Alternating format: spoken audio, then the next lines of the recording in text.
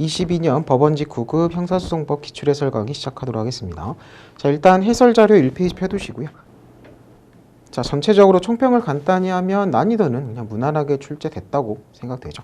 자, 전체적인 문제가 이제 법원직이 다른 국가직보다 좀 지문도 원래 길게 나오는 편이기도 하고, 특히 이번 시험 같은 경우가 좀 이제 지문 길이 같은 게 전년도 시험에 비해서 보더라도 약간 좀 길게 출제된 거긴 해요.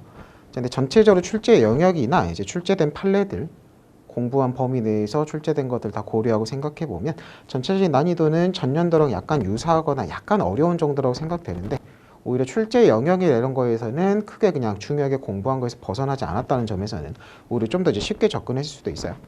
그래서 이제 난이도 자체는 그냥 무난했다고 생각되고요. 자, 당연히 최신 판례들 많이 나왔고요. 그리고 최근에 형사소송법은 개정법이 많았죠.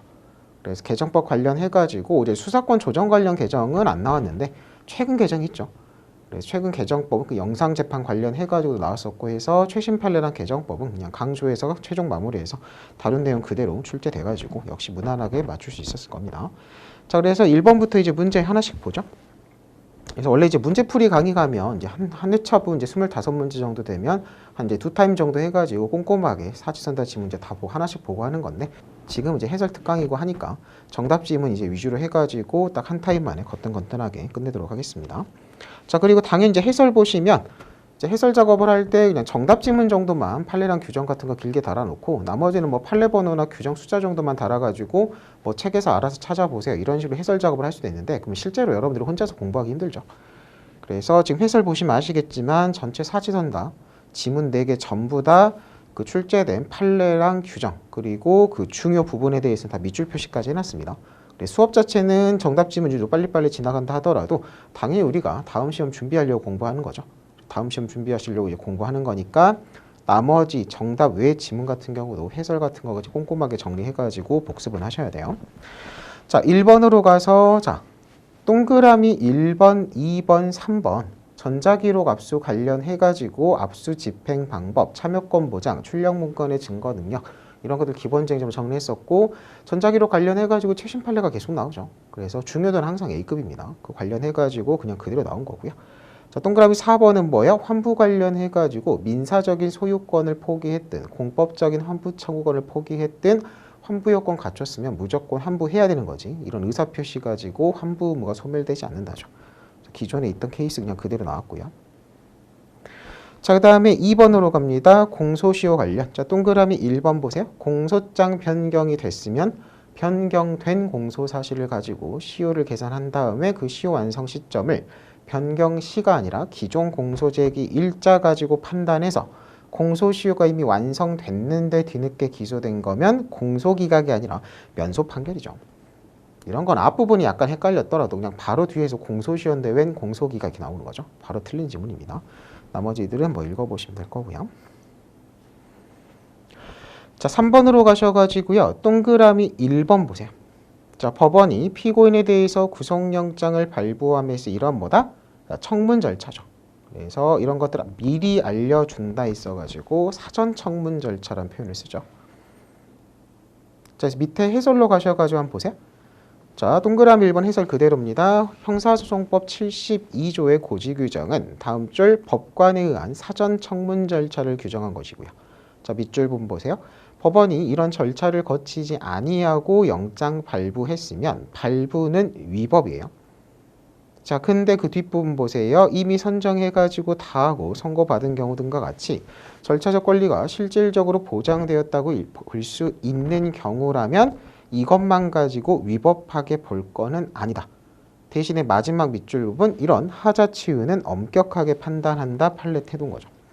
그래서 위법 무효 대 이런 엄격 판단해가지고 하자치유, 위법성 치유를 인정할 수 있다. 하자치유 판례는 항상 중요 판례고, 공부하는 순서는 일단 개별 위법 무효부터 정리하고 추가적으로 이런 사정이 있으면 유효하게 볼 수 있다라고 했죠. 이 구도도 그대로 들어가고 중요 판례 정리한 겁니다. 자, 그 다음에 동그라미 2번 보세요. 자, 집행에 관련해서 급송 예외, 그냥 조문 그대로 있는 거죠. 판례가 아니라 규정에서 예외를 인정하는 겁니다. 자, 그리고 동그라미 1번 사전 청문 절차랑 비교해서 동그라미 3번의 사후 청문 절차입니다. 자, 이게 뭐가 달라요? 아까 앞에 거랑 비교하면 동그라미 3번 해설로 가보세요. 자, 72조는 세 번째 줄 사전 청문 절차인데, 자, 그 다음에 대가로 2번으로 갑니다. 자, 우리 지문은 대가로 2번이죠. 이 88조예요. 구속한 다음에 사후 절차죠. 자, 알려야 된다는 사후 청문 절차 규정이고요. 이를 위반했다 하더라도 구속영장의 효력에 영향 자체를 주지 않는다요. 아까 사전 절차 위반 같은 경우는 위법하고 다만 하자치유를 긍정하는 거지만 사후 청문 절차 위반은 그냥 적법으로 빼는 게 판례죠. 이 두 개 그냥 비교해서 외우는 건데 시험 문제가 1번, 3번 지문으로 그냥 그대로 나온 겁니다. 동그라미 4번은 105조 규정 그대로고요. 자, 그 다음에 4번으로 갑니다. 이거 동그라미 1번 최신 판례 강조했던 거죠. 자, 간인 빼먹은 건 기존 판례가 기명날인 서명 빼먹은 건 공소제기 방식 절차 위반 무효 327조 2호의 공소기각 판결 사유로 보고 다만 이제 서명 등 채워 넣음으로써 하자치유를 긍정할 뿐이었죠. 자, 하지만 뭐야? 간인 서류의 연속성 관련이죠. 간인 누락은 무효인 때에 해당하지 않는다고 봐서 서명이랑 간인이랑 달리 결론을 빼는 게 논리적으로 근거가 없어요. 그래서 개별적으로 외울 수밖에 없다고 그랬는데 간인 판례 그냥 그대로 나왔죠.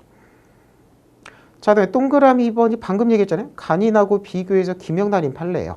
그러니까 최신 판례를 일단 한 번이라도 공부를 했으면 기억이 잘 안 날려 하다가도 1번, 2번을 그냥 나란히 순서대로 읽으면 그 판례가 비교돼서 잡혀버리잖아요. 그럼 1번이 틀린 거고 2번이 맞는 거겠죠. 정답 찾는 거 정말 쉬웠습니다. 그다음에 동그라미 3번도 범죄일람표 사안이죠. 파일 제출은 서면이 아니니까 공소제기 방식 서면주의, 그래서 공소제기 불성립을 봤었습니다. 동그라미 4번은 공소장 1번주 위반과 그에 따른 하자치유 긍정 판례죠. 다 중요하게 다뤘던 것들 그대로 나왔어요. 그러니까 지문이 이번 시험이 좀 길게 나와서 그렇지 지금 출제된 판례니 규정들 보면 다 그냥 강조했던 거에서 무난하게 그대로 출제되고 그렇게까지 막 꼬여있는 문제가 없고 막 기존에 안 내던 파트니 기존에 안 내던 판례를 막 일부러 찾아서 내고 이런 문제가 생각보다 이번 시험에 좀 적었어요. 자, 5번으로 갑니다. 자, 동그라미 1번 간이 공판 절차는 뭐든 1심에서 인정한 증거 능력은 2심에서도 유지되는 게 원칙이죠. 그 다음에 동그라미 2번, 자, 동그라미 4번 보세요. 자, 알선 있죠? 자, 우리가 전문법칙 예외 적용, 아니, 전문법칙 적용을 위한 전문증거성 판단의 요건이 뭐였어요? 진술 증거야 하고 그 진술 내용의 진실성이 요증사실에 대한 것이어야지 진술 자체 존재가 증거가 되는 것은 전문 증거가 아니라 본래 증거로 봤었고 이 판단이 실제로 까다로우니까 판례 예를 그냥 외워버리라 그랬죠. 자, 두 번째 요건 탈락. 존재 자체가 증거가 되는 예시가 뭐라고요? 모욕죄니 명예훼손죄에 있어서 모욕 명예훼손 진술. 협박을 요증사실로 하는 협박죄니 무슨 폭행에 의한 강도죄니 이런 범죄에 있어가지고 협박 사실이죠. 협박 진술. 자, 그리고 세 번째가 뭐였어요? 알선 수재, 알선 수뢰 등 알선을 행위로 처벌하는 범죄에 있어가지고 알선 진술 자체였잖아요. 자, 이 사안도 지금 뭐야?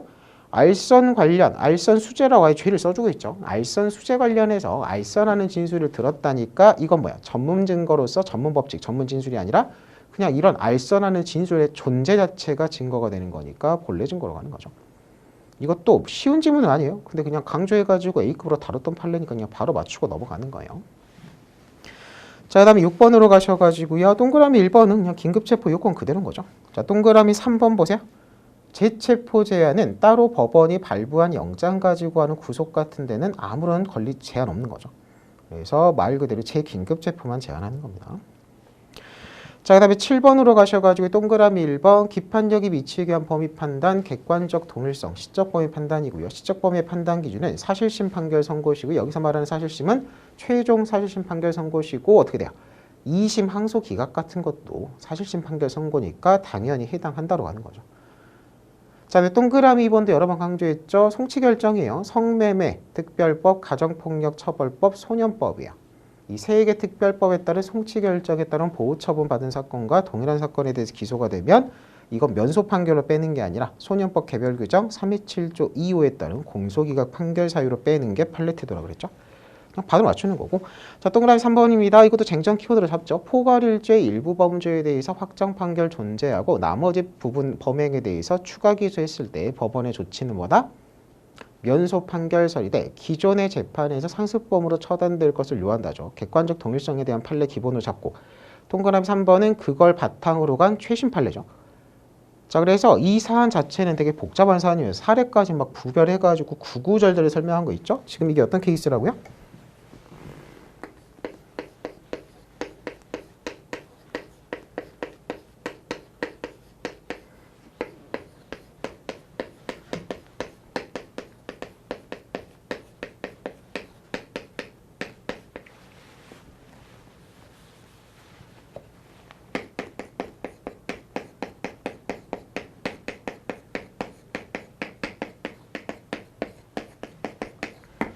자, 피고인 갑이 상습절도로 유죄 판결 선고받고 확정까지 됐어요.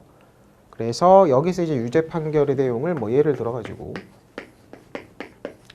징역 10년이라고 하고 판결 선고 시점을 뭐 그냥 설명을 해서 간단히 쓰면 뭐 1월 2일 그리고 확정도 그날 바로 그냥 확정됐다고 치면 자 이렇게 전제를 깔아놓고 지금 우리가 기판력이 미쳐서 면소 판결을 때릴 거냐 말 거냐 이건 이미 확정된 거고 지금 이 재판이죠.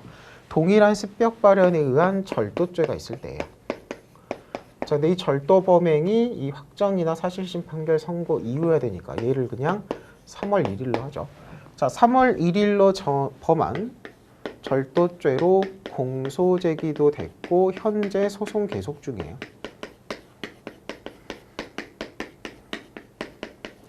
자, 그리고 이제 추가되는 사실관계가 있기 전에 일단 1차적인 판단부터 해보면 이 확정 판결의 기판력은 이 부분 지금 절도 공소 사실에 미치지 않죠. 왜? 객관적 범위, 동일한 습벽 발현이니까 객관적 동일성은 인정되지만 시적 범위 판단을 해봐야죠. 시적 범위 판단이 어떻게 된다고요? 이 확정 판결의 사실심이죠. 마지막 사실심 판결 선고 이전 범행에 미치는데 1월 2일을 기준으로 이건 3월 1일이니까 이후 범행이잖아요. 당연히 뭐요? 시적 범위 충족이 안 돼가지고 기판력이 미칠 여지가 없다 그랬습니다. 자, 이걸 기본으로 잡되 자, 우리 사안은 여기서 끝나는 게 아니죠. 여기서 이제 무슨 문제가 생겨요? 기존의 이 상습절도 유죄 확정 판결에 대해서 재심 청구가 돼서 재심 심판 결과 더 경한 죄 상습절도 실제로 이건 특가법 상습절도고 이건 형법 상습절도여가지고 더 경한 죄 유죄 인정 케이스라고 했어요. 자, 상습절도로 불변금은 있으니까 더 센 건 안 되죠. 예를 들어서 한 징역 3년 정도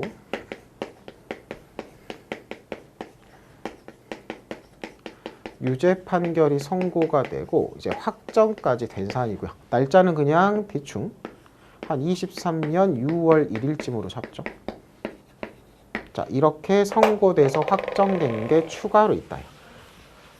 자, 그러면 이 확정 판결, 재심에서 판결이 선고되고 확정됐으니까 당연히 이 위에 있는 기존의 재심 대상이 된 확정 판결 전과는 당연 실효되죠. 그리고 이제 남아있는 확정 판결 전과는 이것만 남는 거예요. 자, 그래서 이제 똑같은 케이스 어떤 케이스? 이 확정 판결의 기판력이 역시 지금 현재 재판하고 있는 3월 1일 절도 부분에 미칠 거냐 문제예요. 자, 그러면 이걸 기계적 형식적으로 요건 검토를 가면 동일한 습벽 발현이니까 일단 객관적 범위 인정되고 시적 범위도 충족이 돼버리죠. 23년 3월 1일 이후에 23년 6월 1일 선고니까 6월 1일 이전 3월 1일 범죄니까 형식적으로만 보면 기판력의 시적 범위가 미칠 여지가 생기지만 우리 판례 태도가 뭐라고요? 그럼에도 불구하고 기판력은 미치지 않는다예요.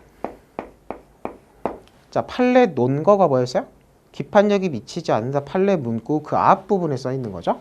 이런 재심 재판 심리 도중에는 아무리 동일성이 인정되는 사건이라도 한 사람만 수개에 관련 사건이라 하더라도 이 절도 부분을 여기에 병합하거나 추가하는 취지, 같이 재판했을 가능성이 애시당초 없었던 사안이니까 애시당초 처음부터 같이 재판했을 때 할 수 있음을 고려해가지고 일사부질의 기판력 면소를 따지는 이 일사부질의 기판력 쟁점 효력은 들어갈 여지가 없다고 했습니다. 그래서 결론은 기판력이 미치지 않고 그 다음 판례는 뭐야?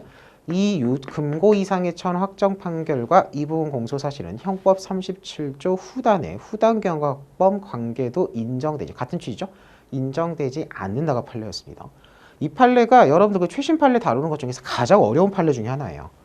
이거를 정확하게 이해하기 위해서는 일사부재일이 기판력의 일반 의의부터 시작해가지고 형법의 그 37조 후단 경합이 뭐고 이런 것까지 다 알아야지 이걸 하나하나 끊어가지고 이해하고 따라가는 거거든요. 자, 그래서 정 모르겠으면 때려 외워야죠. 때려 외우는 딱 포인트는 뭐 일단 재심에서는 병합이나 공소장 변경 추가가 안 된다 외우시고, 그걸 근거로 뭐라고요? 요런 사정이 있을 때 이 확정 판결의 기판력 여기 미치지 않는다. 이 금고 이상의 천 확정 판결은 이 부분 공소 사실과 37조 후단 경합 관계 있지 않다. 이 세 개는 끊어 외우셨어야 돼요. 실제로 이번 시험에 기판력 지문 하나 나오고요. 아까 병합 따위, 추가 따위 안 된다. 지문을 각각 끊어가지고 두 지문이 나왔거든요. 한 판례가. 한 시험에도 지금 두 번 나온 거예요. 그래서 이 정도 판례는 매우 어려운 판례긴 하지만 최소한 이해를 한번 해보려고 하시고, 정 이해가 안 되면 한 세 부분으로 끊어가지고 외웠어야 되는 판례입니다. 자, 그래서 동그라미 3번 보세요. 상습범으로 유죄 확정 판결 받은 사람이 그 동일습벽 후행범죄를 저질렀는데, 자, 여기까지만 딱 보면 지금 이 설명한 것이 어디예요? 상습범으로 유죄 확정 판결 받은 사람이 동일습벽으로 지금 새로운 절도를 범해가지고 재판을 하려고 하는데, 그 뒤에 써 있죠. 그 유죄 확정 판결에 대해서 재심이 개시된 경우야. 이 유죄 확정 판결에 대해서 재심이 개시돼서 새로운 판결이 선고돼서 얘는 실효되고 얘는 확정 판결로 남았을 때 이 확정 판결의 기판력, 지금 지문에 뭐라고 돼 있어요? 재심 판결의 기판력이 지금 후행범죄, 이 범죄, 우리 결론이 뭐라고요? 형식적으로 미칠 여지가 있지만 판례 태도가 끊어서 미치지 않는다가 판례 태도라고요. 근데 미친다고 했으니까 동그라미 3번 틀린 지문이죠. 그러니까 이해도가 떨어졌어도 이거 정도는 끊어서 외워야 된다고 했을 때 이 판례 중요하게 다뤘죠. 그래서 끊어 외우기라도 했어도 3번은 바로 때려 맞추는 거예요. 결론만 봐도 바로 맞출 수 있죠. 자, 그 다음에 뭐 나머지 범죄 상경은 계속 강조했던 거고요. 자, 8번으로 갑니다. 이게 잘 안 보던 조문을 아예 대놓고 그냥 메인으로 사진에서 내버려가지고 오히려 이런 문제가 좀 까다로울 수 있어요. 개별 암기 대상에서 좀 이제 중요도가 떨어지는 거니까. 자, 그래서 그냥 복습 자체는 밑에 59조의 3, 59조에 그냥 조문답 밑줄 쳐놓은 거 있죠. 확인해 보시고 읽어보면 정리는 바로 됩니다. 자, 9번으로 가셔가지고요. 불출석 예외들이죠. 자, 동그라미 4번 한번 보세요. 자, 이거는 말이 길어서 그렇지 딱 하나죠. 항소심에서 불출석 재판을 하려면 한 번 안 나와서는 안 되죠. 한 번 안 나왔으면 불출석 재판은 못하고 다시 기일을 정해야 되고요. 다시 정한 기일에 또 안 나오면 불출석 재판 가능하되, 판례가 이걸 어떻게 해석한다? 두 번 연속으로 안 나와야 되는데 지금 우리 사안은 연속으로 안 나온 사안이 아니죠. 그래서 불출석 재판한 거 위법으로 가죠. 자, 다음에 10번으로 가셔가지고요. 동그라미 1번 재심 청구 예정이라 한 사정만으로 이미 유죄 판결 반로가 될 대로 돼서 유죄 판결 선고받고 확정된 사람은 증언 거부권 인정 안 하죠. 재심 청구권 재심 청구 예정이다. 그딴 거 고려 안 해줍니다. 자, 그 다음에 11번으로 가셔가지고요. 동그라미 1번. 이것도 그냥 계속 강조했던 게 뭐야? 상속권 회복 청구와 절차 속행 신청 사유 구별하라고 그랬죠. 상속권 회복 청구는 둘 다 확정 판결에 대해서 예외적으로 다투게 해주는 거예요. 상속권 회복 청구는 상소기간 도가로 인한 확정에서 하는 거고요. 절차 속행 신청은 상소 포기나 취하가 무효임을 주장하면서 하는 거죠. 물론 뭐요? 무효 주장도 하고 기간도가 확정도 있으면 둘 다 가능하지만 그렇게 사유가 겹치지 않으면 기간도가는 회복 청구로 가야 되고 포기 무효 주장은 절차 속행 신청으로 가야지 회복 청구하면 안 된다가 판례였죠. 바로 그냥 1번 틀린 거잖아요. 이런 거 그냥 알고 보면 바로바로 풀리죠. 자, 그 다음에 12번에 딴 건 몰라도 여러분들 동그라미 1번 개정법 다룬 거죠. 17조 제척사유 원래는 1호부터 7호 했는데 후관예우 관련해가지고 8호, 9호, 2년짜리 추가된 거 있죠. 근데 이거 개정법 얘기할 때는 한번 보고 넘어간 거 생각만 하면 바로 1번 넘어가는 거고요. 자, 1번이 바로 해당한다 맞추는 거고요. 나머지는 그냥 간단하게 보는 거죠. 자, 그 다음에 13번의 동그라미 2번도 그야말로 최신 판례죠. 기간의 말일이 공휴일이면 실질적인 연장, 월요일까지 연장해 주는데 거기서 뭐요? 월요일이 대체 공휴일이면 이런 임시 공휴일까지도 공휴일로 봐가지고 화요일까지 연장해 주는 게 최신 판례 태도였죠. 그냥 그것만 생각하면 바로 맞추는 거죠. 자, 그 다음에 14번으로 가셔가지고요. 동그라미 2번. 공소는 언제까지? 1심 판결 선고 전이지. 항소심 아니죠. 그냥 바로 틀린 거죠. 그럼 나머지들도 마찬가지고요. 간단하게 조문 그대로입니다. 자, 그 다음에 15번으로 가셔가지고요. 동그라미 3번 보세요. 자, 친고죄에서 고소 없이 수사를 하고 공소제기 전까지 고소받아가지고 공소제기했으면, 자, 소송 조건은 공소제기 시부터 판단, 재판 끝날 때까지. 뭐 공소제기 시에는 뭐야? 고소 있잖아요. 이 공소제기 자체 문제 없습니다. 자, 그나마 여기서 이제 쟁점을 잡히는 건 뭐예요? 친고죄에서 고소 있기 전 수사가 가능한지, 수사의 조건, 수사의 필요성과 관련돼서 문제되고요. 거기에 대한 판례가 제한적 허용설의 입장에서 장차 고소 가능성이 명백히 없다는 등의 특별한 사정이 없는 한 고소 없는 상태에서 수사했다는 사정만으로 그 수사를 위법하게 보지 않죠. 그러니까 적법 허용설이에요. 그것만 따져봐도 이 질문이 딱 3번 정답으로 나오는 거죠. 자, 그 다음에 16번으로 가셔가지고요. 동그라미 4번 보세요. 자, 1심이 실경관계 있는 공소사실 A죄, B죄 실체적 변당 경합 수죄예요. 근데 일부에 대해서 재판을 안 해버리고 누락입니다. 그러면 자 뭐예요? 이거를 전부 상소로 봐가지고 전부 심판 대상 그리고 판결에 영향을 미친 사정에 대해서는 직권 심판도 가능하죠. 그럼 전부 심판에서 전부 파기하고 전부 자판하는 건데, 자 지금 어쨌든 피고인만 공소 제기한 거면 불변금에 따라 가지고 중한형 선고가 안 될 여지가 있잖아요. 거기에 대한 판례 결론을 체크하는 겁니다. 자, 동그라미 4번 한번 보세요. 해설로 가셔가지고 1심이 실체적 경합관계에 있는 공소사실 중 일부에 대하여 재판을 누락한 경우 항소심으로서는 당사자 주장이 없더라도 직권으로 누락 부분까지 심판해서 파기하고 그 부분에 대해서 재판해야 된다예요. 전부 상소로 봐서 전부 심판해서 판결에 영향을 미친 사유에 대한 직권심사권까지 발동해가지고 전부 파기하는 건데, 그 뒷부분이 지금 문제인 거죠. 피고인만이 항소한 경우라면 이리 가든 저리 가든 어쨌든 불변금은 적용되는 거니까 중한형 선고는 안 되는 겁니다. 그 뒷부분이 틀린 거죠. 자, 17번의 동그라미 1번도 지금 검사 거랑 피고인 거랑 최종 진술을 기회 주지 않은 거, 변호인은 엄격 판단, 피고인 측은 엄격 판단, 검사는 완화 판단에서 적법의 가능성을 열어주는 거였죠.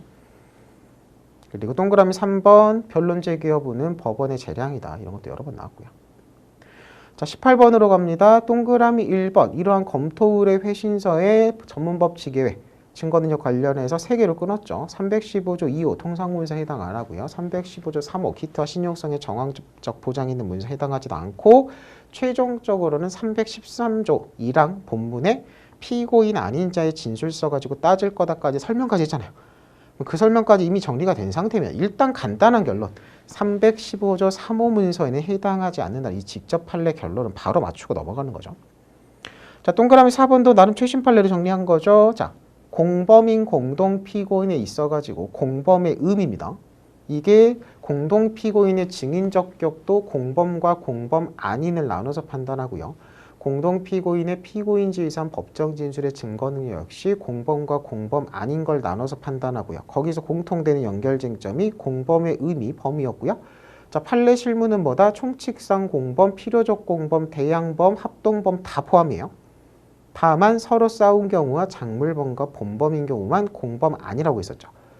자, 그리고 이 최신 판례가 들어가죠. 거기서 이제 공범에 포함시키는 게 양벌 규정에 따라 하나의 직원의 행위자의 행위 가지고 그 업무주, 회사, 사장, 법인까지 같이 처벌할 때 양벌 규정에 따라 처벌되는 행위자, 업무주 사이 관계도 필요적 공범으로서 공범에 해당하는 걸로 판례했잖아요. 그러니까 어떻게 돼요? 행위자에 대한 사경 작성 조서에 대해서 공범에 대한 사경 작성 피신 조서니까 당해 피고인 업무주한테 쓸 때도 312조 사망 적용을 전제로 한 당해 피고인 내용 인정설로 뺀다 그랬죠. 거기까지 가는 거였어요. 전문법칙 예외에 대한 쟁점까지 가죠. 그 정도 설명 차근차근 들었으면. 자, 동그라미 4번 보세요. 자, 일단 공범에 해당하고요. 그럼 이 조서가 어떻게 평가돼요? 공범에 대한 사경 작성 피신 조서죠. 그러면 쟁점이 2개예요. 312조 사망설, 사항설, 그리고 사망을 전제로 사망에 따른 내용 인정의 주체, 당해 피고인 내용 인정설, 진술자 내용 인정설이고요. 판례 태도는 사망을 전제로 당해 피고인 내용 인정설로 가니까 동그라미 4번에 사항 적용된다 써있는 순간에 틀린 거죠. 그렇잖아요. 틀린 건 바로 찾고 맞는다까지 찾을 수 있어야 돼요. 자, 그 다음에 19번의 재정신청입니다. 동그라미 2번. 고등법원에서 재정신청 결정의 하자를 그 공소제기 결정에 따른 1심 본안재판에서는 별개 재판이니까 다툴 수 없고 공소기각 주장이 안 된다고 다 설명했던 거고 여러 번 나왔던 거죠. 자, 그 다음에 20번으로 갑니다. 동그라미 3번. 대표 변호인 지정이고요. 지정 철회 변경도 얼마든지 가능하다죠. 조문 그대로입니다. 나머지도 마찬가지죠. 자, 그 다음에 21번으로 가셔가지고요. 자, 동그라미 2번. 자, 판례로 한번 보세요. 자, 피고인의 의사표시는 좀 더 선회해서 봐주는 거죠. 항소장에 경합범으로서 2개 형이 선고된 죄 중 1죄에 대한 형만 기재하고요. 나머지 1죄에 대한 형을 기재를 안 했어요. 항소장만 봐가지고는 일부 상소로 볼 여지가 있죠. 자, 근데 항소 이유서에서 나머지 죄에 대해서도 항소 이유까지 구구절절히 썼으면 이건 일부 상소가 아니라 전부 상소로 봐주는 게 판례죠. 피고인의 의사표시는 왠지 이제 존중하는 쪽으로 갑니다. 자, 동그라미 3번도 중요 판례, 나머지 다 마찬가지고요. 동그라미 3번 그 일부 파기설이죠. 그래서 일부 상소의 경우 허용되는 일부 상소인지 여부, 2심 범위, 심판 범위까지 끊어 정리하셔야 돼요. 자, 그 다음에 22번으로 가셔가지고 동그라미 4번 보세요. 아까 설명한 겁니다. 지금 이 설명. 자, 아까 결론이 뭐라고요? 이 지금 재판 계속 중인 사건에 대해서 이 확정 판결, 재심 판결에 기판력 미치지 않고 이 확정 판결과 이 부분 공소사실 형법 37조 후당 경합관계도 있지도 않아요. 그걸 부정하는 판례 논거가 뭐라고요? 이 지금 재심 심판 재판을 함에 있어서 개시 결정의 대상이 되지 않은 이 부분 절도 사실을 추가하거나 병합 심리하는 게 안 되니까 일사부재리 따위 기판력 따위 미치지 않는다 그랬죠. 자, 그 근거가 여기 써 있는 거죠. 동그라미 4번이에요. 재심 심판 절차에서는 자, 맞는 표현으로 보죠. 뒤에 그 판례로 가셔가지고 자, 밑줄 부분 보세요. 재심 심판 절차에서는 특별한 사정이 없는 한 검사가 재심 대상 사건과 별개 공소 사실을 추가하는 내용의 공소장 변경 안 되고요. 재심 대상 사건에서 별개 형사 사건 병합 심리도 허용되지 않는다고요. 요 기존의 재심 재판할 때 이 절도 관련을 한 사람이 동일 습격을 한 거니까 동일성 인정돼요. 추가하는 공소장 변경. 한 사람이 보면 수개 범죄 관련 사건의 병합 심리. 원래 일반 사건 같으면 얼마든지 이렇게 추가해가지고 같이 할 수 있었으니까 왜 같이 할 수 있었는데 안 하고 확정되고 따로 기소해서 기판력 이렇게 되는 거예요. 기판력의 의미 자체가. 근데 우리 사안은 뭐라고? 이게 일반 기소가 아니라 재심 청구에 따른 재심 개시 결정에서 심판이니까 이 재심에서는 개시 결정의 대상이 된 것만 할 수 있지 생뚱맞게 이딴 거 추가가 안 된다고요. 추가 자체가 안 되고 애시당초 같이 재판할 수 있는 가능성이 없던 사안이니까 기판력이나 일사부질이나 후단경합관계를 인정할 여지가 없다고 했습니다.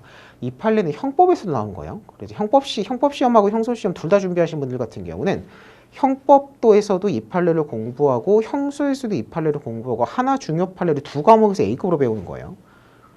당연히 여러분들 같은 경우는 이거를 두 과목 다 준비해가지고 한꺼번에 공부하는 거니까 더 꼼꼼하게 막 세 가지 끊어가지고 이해가 안 됐으면 외우기라도 하고 있었어야죠. 이 판례를 모르고 시험장 들어가신 분들은 좀 문제가 있어요. 자, 그 다음에 23번으로 가서 동그라미 3번. 자백을 보강하는 증거가 되려면 증거 능력 있고 독립성. 독립성이 뭐예요? 피고인의 자백을 반복하는 내용이면 형식불문 독립성 부정이죠. 그럼 이 케이스도 뭐야? 범행을 자인하는 걸 들었다는 내용은 자백 내용이잖아요. 그러니까 형식 불문하고 독립성이 부정돼서 보강 증거가 될 수 없다고 하는 거죠. 그래서 있다고 했으니까 바로 틀린 지문이에요. 자, 그 다음에 24번의 동그라미 1번. 심리 판단할 수 없고 뭐 해야 된다? 법원의 조치. 검사한테 성명을 구해야 된다죠. 이미 기출된 지문 판례예요. 자, 그 다음에 25번으로 갑니다. 동그라미 1번 고소음이 맨날 나오는 거고. 자, 동그라미 4번 보세요.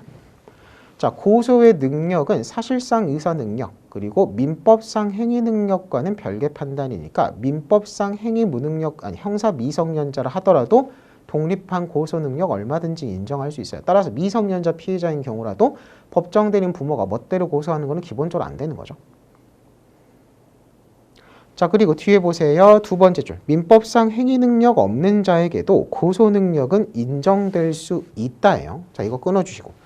자, 범행 당시 고소 능력이 없다가 생겼으면 고소 기간은 불가항력 사유니까 불가항력 사유가 소멸된 고소 능력이 생긴 때부터 기선입니다. 그 앞부분이 좀 틀린 거죠. 그래서 두 개를 붙여놓은 거예요. 자, 여기까지 하면 이제 25분까지 다 봤습니다. 지금 빨리빨리 본다고 정답 지문하고 좀 설명할 거 있는 거 좀 빨리빨리 보긴 했어요. 근데 아까도 얘기했죠. 지금 이제 이번에 시험 보고 정말 이제 붙어가지고 정말 축하할 일이죠. 그냥 이제 앞으로 내가 기존에 풀었던 게 궁금해가지고 그냥 가볍게 보고 버리겠다 하시는 분들은 뭐 복습할 것도 없죠. 이제 붙어가지고 일 열심히 하면 되는 거니까. 근데 보통 지금 강의 듣고 계신 대부분 수험생들 같은 경우는 이 기출문제까지 기출효형 분석하고 정리해가지고 다음 시험 지금 붙으려고 준비하려고 지금 보고 있을 거잖아요. 그럼 당연히 지금 여기서 언급한 그냥 정답만 가볍게 보고 버릴 게 아니라 전체 나머지 지문도 해설 작업 다 해놨죠. 꼼꼼하게 왜냐면 다 기본서 같은데 한 번씩 배웠던 것들을 새로 배우는 건 없어요. 그래서 한번 딱 전체 정리하고 당연히 공부하다 보면 저는 당연히 다 이제 가르쳤으니까 특히 이건 이미 다 마무리가 된 상태에서 시험까지 본 상태니까 다 배웠죠, 아시죠, 당연히 알죠라고 얘기는 하지만 당연히 공부하는 단계에서는 공부가 좀 부족하고 까먹을 수 있는 겁니다. 그러면은 이런 것들도 다 본인이 들고 있고 정리했던 책 가지고 찾아보고 추가로 확인도 하고 덧대도 표시도 하고 그런 식으로 복습 과정은 당연히 하셔야 되는 거예요. 그런 거 이제 말 안 해도 잘 아시겠죠. 자, 그래서 이제 기출해설 강의 좀 빨리 하긴 했는데, 그래서 여기까지 하고요. 이제 시험, 여태까지 시험, 이번 시험 잘 보시고, 이제 붙어가지고, 이제 합격하실 분들은 여태까지 공부하고, 이제 시험 보시는 고생 많으셨고요. 이제 앞으로 남은 기간, 이제 열심히 잘 공부해가지고, 다음 시험 준비하시는 분들 같은 경우는 정리 잘 하시고, 이제 정규 수업 강의 때 뵙도록 하겠습니다. 그래서 이제 모두 고생 많으셨고, 다음 강의 때 뵙도록 하겠습니다. 수고하셨습니다.